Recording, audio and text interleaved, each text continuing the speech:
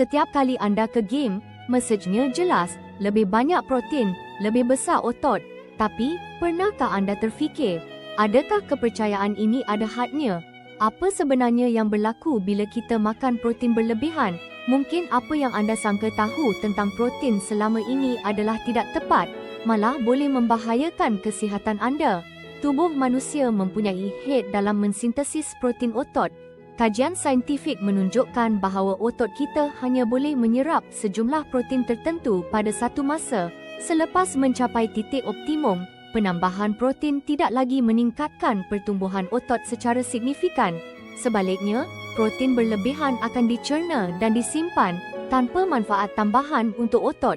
Jadi, apa risiko sebenar pengambilan protein yang keterlaluan?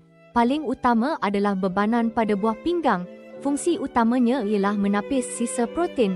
Pengambilan berlebihan boleh menyebabkan kerosakan serius jangka panjang. Ia juga boleh mengganggu metabolisme, menyebabkan dehidrasi dan ketidakseimbangan nutrisi lain. Keseimbangan adalah kunci, bukan semata-mata kuantiti protein.